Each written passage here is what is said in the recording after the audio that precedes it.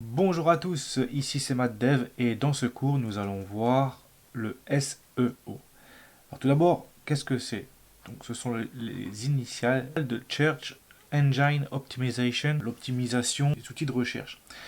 C'est-à-dire, ça concerne en fait le référencement de votre site internet. Démonstration, lorsque vous allez sur un site internet et que vous tapez un mot-clé. Et ensuite, le moteur de recherche va vous afficher des résultats. Et des résultats, vous voyez, il y en a vraiment beaucoup. Et des pages aussi énormément. Parmi tous les millions, milliards de sites, on ne sait pas combien, enfin il y en a énormément et de pages surtout. Parce que ce qu'il faut comprendre, c'est qu'un moteur de recherche ne référence pas spécifiquement un site, mais une page. Donc si vous avez un site qui a 50 pages, il faut savoir que les 50 pages peuvent, dans certains cas, s'il ne s'est pas précisé, être disponibles en fait à la recherche. Maintenant, justement, dans ce cours, nous allons aussi voir par la suite comment faire en sorte que certaines pages de votre site ne soient pas référencées, mais ça, on y reviendra après. Ce qui est très important de comprendre, c'est que parmi les résultats de recherche, il y a deux choses qui apparaissent.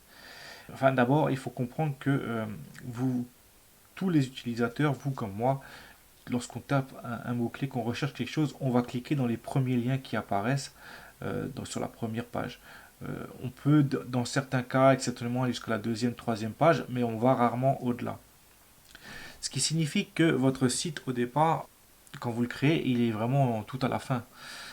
Et surtout, votre site n'est pas forcément à la fin, ça va dépendre justement de plein de choses. Mais pour ça, il faut d'abord comprendre comment fonctionne en fait un navigateur de recherche. Alors, il faut savoir que il fonctionne selon un algorithme et selon des robots qui analysent les sites et qui, selon certains critères, va les mettre plus ou moins en avant. Alors déjà, il y a deux choses à observer parmi les résultats qui s'affichent. Il y a les résultats qui vont être affichés donc en première page grâce, comme c'est marqué ici, vous voyez, il y a marqué annonce. C'est parce que, par exemple, edate.com, personne responsable de ce site, ont décidé de financer une campagne publicitaire, autrement dit de payer Google pour mettre leur site en avant, dans les premières pages. Donc ça, c'est la première méthode. Maintenant, il y a la méthode, ce qu'on appelle naturelle, le référencement naturel, c'est-à-dire sans payer en fait, où Google, le moteur de recherche, mettra votre site en avant justement selon certains critères. Alors, et c'est ça qu'on va voir dans ce cours. C'est-à-dire comment faire pour vraiment améliorer et optimiser les chances que votre site soit mis en avant les premières pages de manière naturelle.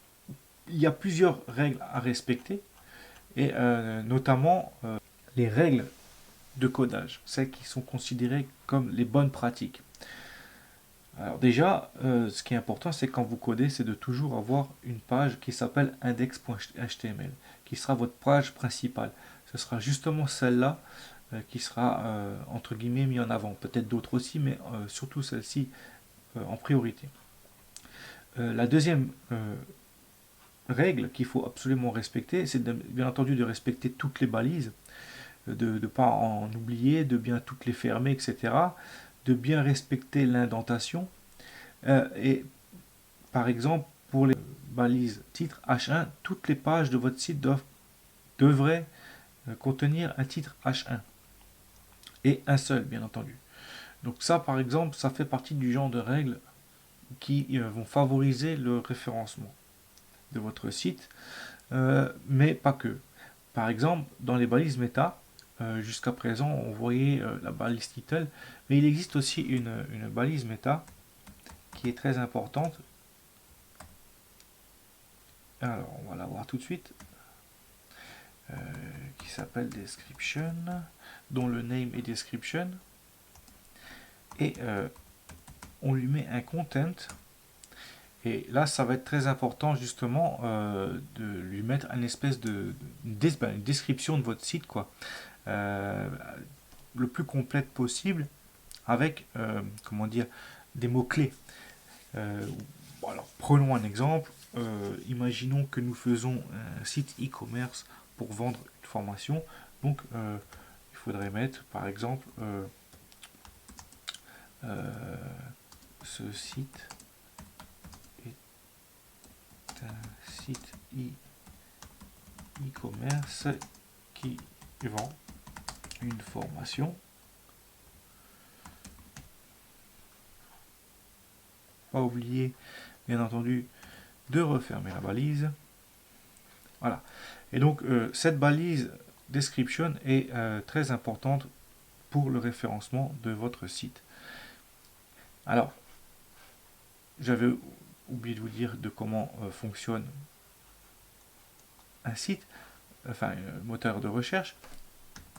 C'est-à-dire qu'il faut comprendre de quoi il est fait. Je vous ai parlé de robots. Et ces robots, en fait, vont analyser tous les sites, toutes les pages, et justement, ils vont tout analyser. Le fait que tout ce que je vous ai expliqué par rapport au H1, et surtout ça, enfin surtout, ils font tout en fait, ils lisent, tout simplement, ils lisent tout ce qu'il y a dessus, et, euh, et si tout est bien respecté, et surtout s'il y a une description, ça facilite en fait la tâche. Pourquoi? Parce que quand il va lire la description, il va pouvoir être beaucoup plus pertinent. C'est-à-dire, quand vous tapez chat, comme je vous ai montré tout à l'heure, il va afficher tout ce qui est lié à un chat.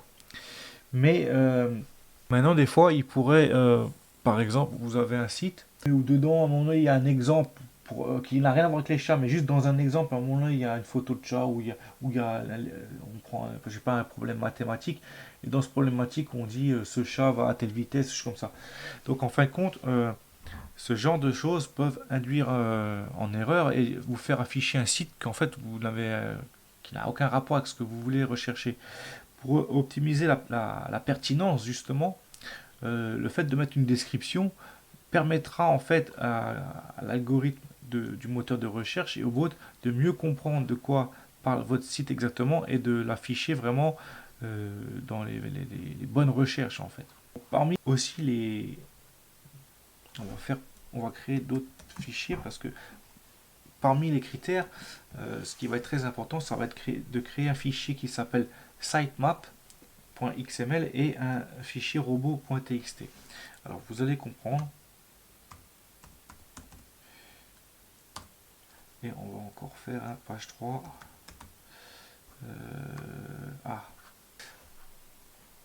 Alors ce qui est très important aussi, c'est que vos pages doivent contenir des liens entrants. C'est-à-dire comme par exemple quand on faisait un menu,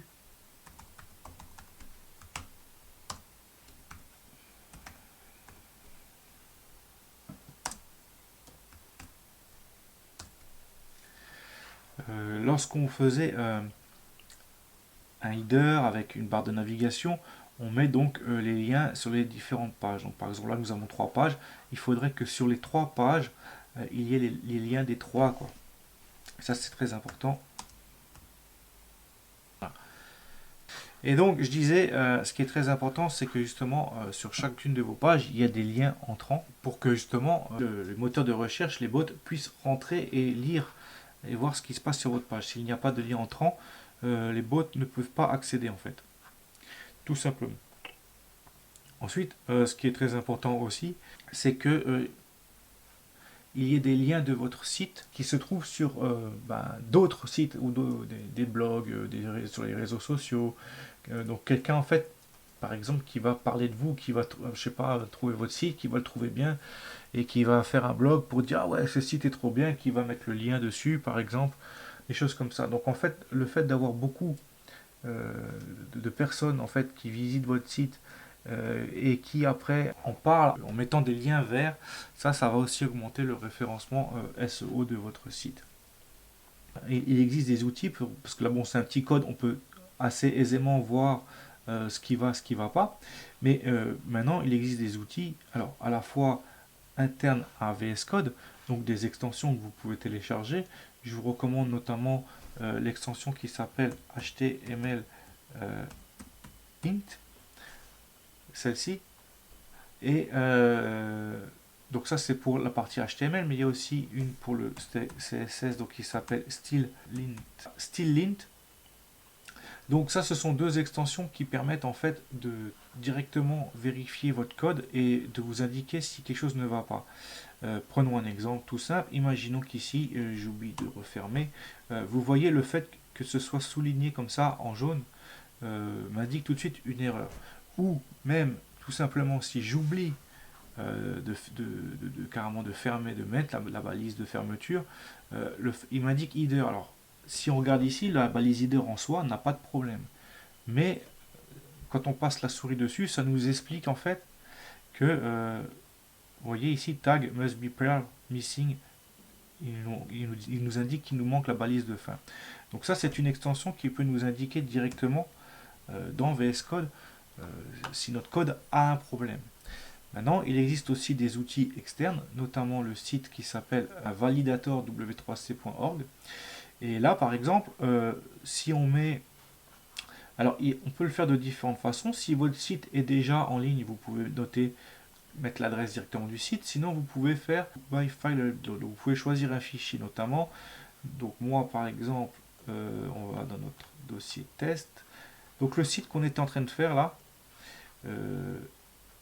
donc je l'ai mis dans un dossier, alors je vais faire, dans un dossier test sur le bureau. Donc je vais sélectionner sur mon bureau le dossier qui s'appelle test. Et dans ce dossier test, je vais pouvoir lui indiquer par exemple la page index. Et on fait check. Et là, il va nous dire s'il y a des choses qui ne vont pas. Et là, il nous donne un message d'info, mais c'est en vert, donc ça n'a aucune importance. Et vous voyez, à la fin, il vous dit document check-in. Donc il a le check du document a été complété et il n'a pas trouvé d'erreur à nous montrer. Ça, en fait, ce n'est rien, c'est juste une info. Voilà. Maintenant, justement, je vais vous montrer la même chose, mais je vais faire exprès une erreur. Donc, par exemple, je vais oublier de fermer la balise H1. Je sauvegarde et je refais donc la même manipulation. Et donc si je choisis ce fichier et que je check, vous voyez, il me met erreur. Et vous voyez, donc ça c'est un site, un outil qui permet de vérifier son code HTML, donc extérieur à VS Code, autrement dit en ligne. Maintenant, comme dit, il existe des extensions que vous pouvez installer qui vous indiqueront directement les erreurs sans que vous ayez à aller sur ce site. Mais c'était intéressant que vous sachiez que ça existe. Donc pour le CSS, je vous avais montré, il existe aussi donc le StyleLint, une extension qui permet pareil, qui vous indiquera en fait les différentes erreurs, si vous avez oublié quoi que ce soit en fait. Ensuite, ce qui est très important en fait quand vous créez un site, c'est que à la racine, alors qu'est-ce qu'on appelle la racine? Donc là nous avons notre dossier. Tous ces fichiers, là, ces 3 pages se trouvent à la racine. Racine signifie, il faut imaginer, c'est comme le principe de l'arborescence. Par exemple, cette balise se trouve dans la balise nav, cette balise nav se trouve dans la balise header, qui elle se trouve dans le body. Vous savez, quand on faisait une structure de nos dossiers, là, ils sont tous l'un à côté des autres, et ils sont tous à la racine, mais il aurait été possible qu'on crée un dossier, par exemple CSS, avec à l'intérieur un fichier qui va s'appeler style.css et ainsi de suite. Et donc, prenons l'exemple, ce fichier-là n'est pas à la racine du projet. Ce fichier-là se trouve dans le dossier CSS qui, lui, ce dossier CSS se trouve effectivement bien à la racine du projet. Côte à côte avec nos 3 pages. Et maintenant, prenons un exemple. Si on avait voulu faire un dossier HTML et mettre mes pages dedans,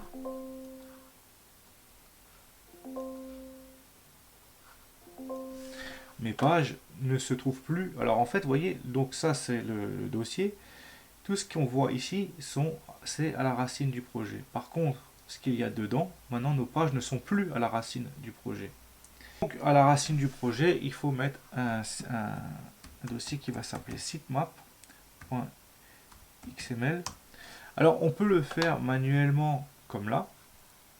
Maintenant, pareil, il existe des outils qui vous permettent en fait de gagner du temps et de le générer automatiquement. Donc prenons un exemple. Allons donc sur cet outil. Donc celui-là on peut fermer. Voilà. Et ce site s'appelle donc xmlsitemap.com. Ça doit être un site que vous avez déjà publié. Alors prenons l'exemple de ce site que j'avais créé qui est déjà en ligne. Si je fais start en fait, donc je mets l'URL, il va l'analyser et il va me sortir View Sitemap Detail. Il va m'afficher en fait. Alors, qu'est-ce qu'un sitemap? J'avais oublié, map, c'est un plan, une carte du site. Autrement dit, il va afficher toutes les URL, toutes les pages. Par exemple, ce site a plusieurs pages, une page d'accueil, une page de paiement, une page où il y a les conditions de vente, une page où il y a les réglementations sur les données personnelles, une page de licence, de contact, et ainsi de suite. Et donc, il va m'afficher, en fait, oui, ça c'est toujours l'adresse de la page d'index, mais ensuite, les pages supplémentaires, par exemple, la page de connexion, c'est donc l'adresse du site / login. L'adresse des conditions générales de vente, c'est l'adresse du site / CGV. Enfin, ça c'est parce que c'est moi qui l'ai indiqué aussi. Et donc par exemple, si on lui fait, on lui demande déjà de tout voir. Voilà à quoi ressemble en fait un fichier sitemap. Il doit commencer par une balise URL7 qui va contenir certaines informations. Donc là en l'occurrence, vu qu'on passe par le site Google, il va nous donner toutes les informations qui sont liées à ça. Et ensuite, il faut mettre une balise URL. Et entre ces balises URL, il faut mettre 3 balises. La location, donc l'adresse, comme je vous avais dit. Donc là, par exemple, c'est l'adresse de base. Après, vous voyez, pour chaque URL, en fait, là, par exemple, c'est la page de login. Le last mode, ça nous dit la dernière fois que ça a été mis à jour. Et ensuite, la priority. La priority, c'est un nombre entre 0 et 1 et qui sert à dire quelles pages doivent être prioritaires. Autrement dit, quelle page le navigateur doit absolument rechercher et afficher. Et donc, ce sitemap, on peut après, bien entendu, le modifier. Par exemple, ce qui est très important, c'est surtout dans le cas de ce site précisément, c'est surtout la page d'accueil qui est importante. Les autres pages de login, de conditions générales de vente, tout ça, licence, registreur, ne sont pas très importantes. Et j'ai pas envie que justement elles soient référencées ou indexées, donc je peux les supprimer. Mais pas ici, là c'est parce qu'il nous l'affiche seulement. Ce qu'il faut faire maintenant, en fait, c'est download your XML, donc le fichier. Et ce fichier, en fait, qu'on a downloadé, on va pouvoir le rajouter ici. Donc si on fait dans téléchargement, nous avons notre fichier ici, il faut le mettre justement à la racine du projet. Et là, on va pouvoir le modifier. Donc, vous voyez, on a rajouté notre fichier qu'on a généré là-bas. Et là, maintenant, on va justement supprimer toutes les URL qu'on ne veut pas.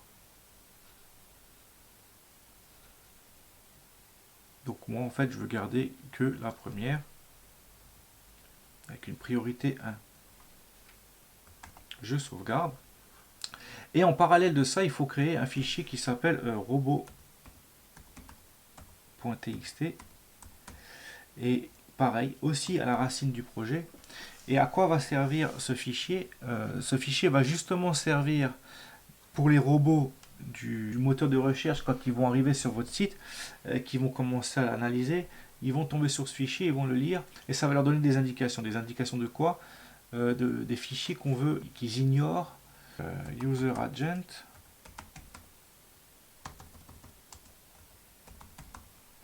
Alors lesquels? Tous. Alors il faut savoir qu'il existe plusieurs robots, plusieurs types de plusieurs navigateurs. Et lorsqu'on met étoile, ça veut dire que là, on s'adresse à tous les robots. Et on va pouvoir leur indiquer si on veut autoriser ou non que ces robots scrollent nos pages et les indexent. Et nous, par exemple, on voudrait qu'il indexe que la première page et pas la 2 et la 3. Et donc, on va pouvoir lui mettre le mot disallow. Alors ici, par contre, c'est U, je viens de voir, et là, c'est avec un tiret. Alors là, je crois qu'il faut mettre une majuscule.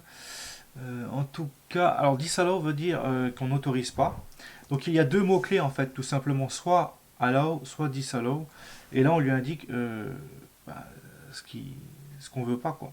Donc par exemple, la page 2, page2.html / page2.html. Et bien pareil pour la 10 allo / page3. Voilà. Et alors, on n'a pas besoin, parce qu'en fait, si on ne l'indique pas, il va le faire automatiquement, mais on pourrait tout simplement, par exemple, ici, mettre un alors, et justement, l'index.